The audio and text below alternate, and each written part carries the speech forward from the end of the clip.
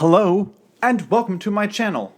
My name is Jonathan Cohn, and today I am going to be talking about my review of the book Farside by Ben Bova. This is one of the books in his Grand Tour universe. I have been reading Ben Bova for a little bit over a year now, and I absolutely love his writing.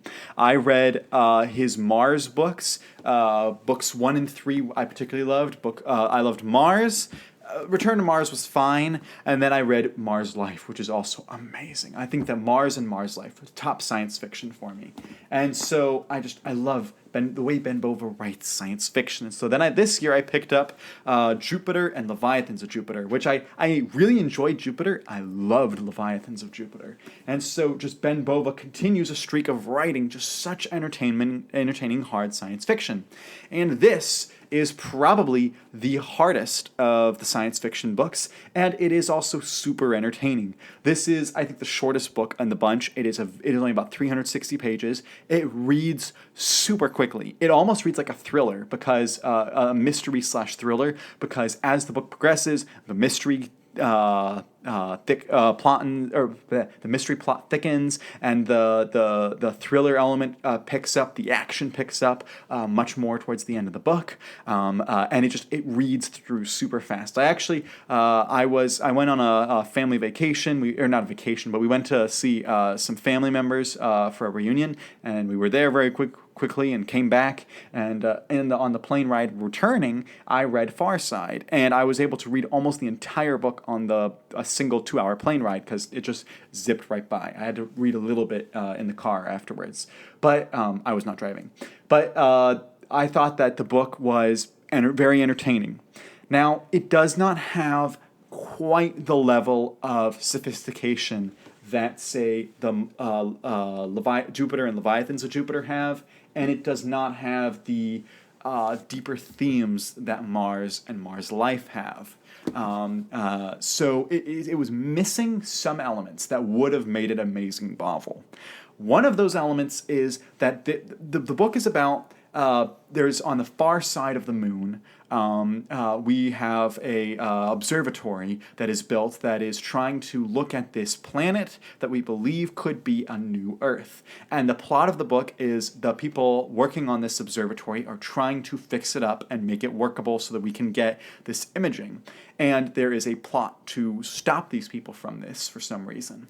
And part of the book is about one of the main characters who's a scientist trying to look at the imaging. And the actual looking at the new planet and exploring the ideas of this new planet, this new Earth, as they call it, is incredibly minuscule compared to the rest of the book. And that should have been a much larger focus. One, because this is hard science fiction, and exploring this type of stuff is exactly what I love, but also because I think it would have given the book more depth, and it would have made the book much more interesting to other readers. Instead, it reads more just like a thriller. What does this add to the Grand Tour universe? I'm seeing the bigger picture with the Grand Tour universe, so I understand it. I understand that there are some ties to the Jupiter and Leviathans of Jupiter. There's some ties to the New Earth saga that happens later on in the Grand Tour universe. I understand how this adds to it, but I think it could have been clearer and much more important. So that's part of a criticism of the book that I have. Also, the characters aren't anything particularly interesting to write home about. They feel like a lot of his other characters. In fact, this bothered me. One of the main characters in this book is named Grant Simpson.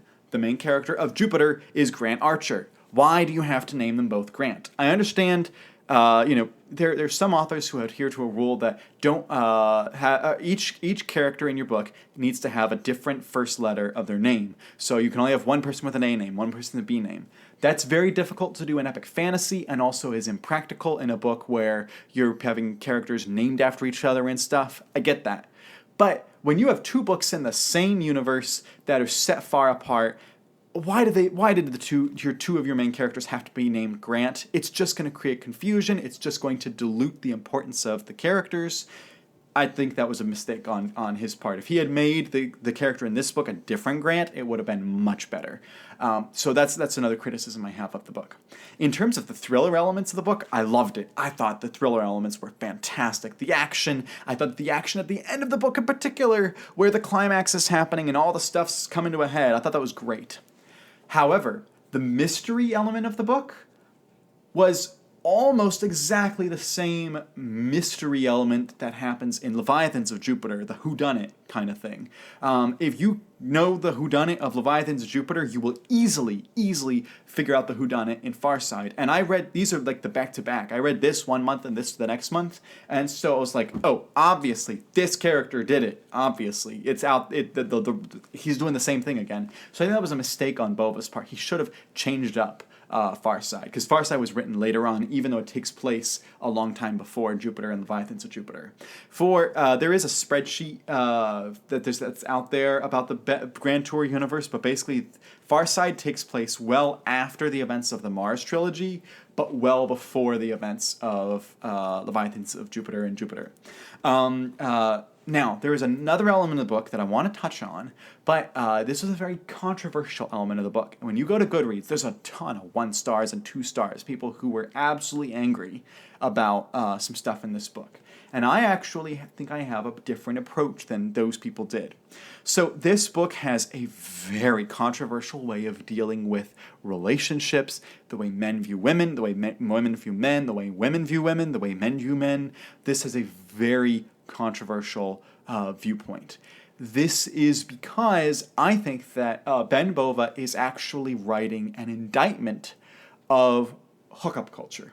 And I think that in order to understand the detrimental effects of hookup culture, he is showing the psyche and the worldviews that characters are developing as a result of this rampant hookup culture in our life. And so I thought it was a fascinating exploration. There are characters who, I do not want to be reading about in my books characters that are sleeping together outside of marriage and all that stuff. I want a traditional romance. But in this book, there is an exploration of one of the characters. It's so unsatisfying afterwards for her, and for another character, it creates this for one of the guys. It creates this drive that just drives him nuts. This feeling, like this need to just keep hooking up with different people. And I think that what the book effectively does is show that that is not how we should be acting, and instead the book puts an emphasis on when 2 characters finally become monogamous, when 2 characters finally decide to get married and together, it ends up being the happily ever after, however you say that, the happy ending, the good, like that's what is supposed to happen. And so I think that despite the fact that he wrote the characters having really bad viewpoints of each other and really odd decision making around their encounters, you will use that word, their encounters with each other, I thought that it was an excellent indictment of hookup culture. And perhaps I'm reading into it, perhaps Bova didn't intend that, but I think that, to me, that was a very clear theme that he was exploring on the page. And I was really interested in it, even though I was like, I don't need to read the explicit parts, which he doesn't really get that explicit compared to other authors. But still, so that is a very controversial element of the book, and people complained about it in reviews. You go to Goodreads, there's 1-star review after 1-star review. It's a really low rated book, and I think that if you took that element out, if he had not chosen not to write about that part of the book reviews would have been better. But I also think that it would have been blander because the book wouldn't have enough to really make it stand out. The Mars trilogy has elements of hookup culture in it, but it's not explored in the same way, I don't think. And the Jupiter and Leviathans of Jupiter certainly does not have that at all. So I think that Farside is unique because of that, at least of the 6 books that I've read. It is not as good as some of the other books, but it is still an entertaining story. It is a fun thriller that you'll probably have fun with. You find it at your local bookstore for a couple dollars. Yeah, it's fun. It's not necessarily the place I would recommend starting. I would start with either Mars or Jupiter. I think these are excellent starting places. But if you're also like, I can't commit to like a full trilogy or something, which you also, each of these books is basically a standalone that builds on the next one, kind of, in their respective series.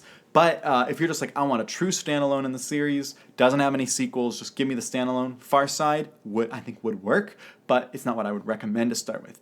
I'm going to give it an 8 out of 10, which means that I really enjoyed it, but it's not as strong as the others. I admit that. So that is my review of Farside. If you read this book, let me know, do you agree with me on it, the way it deals with these themes? Do you think it was horrible like other people do? Let me know your thoughts in the comments section down below. And until next time, I'm Jonathan, and thank you for watching.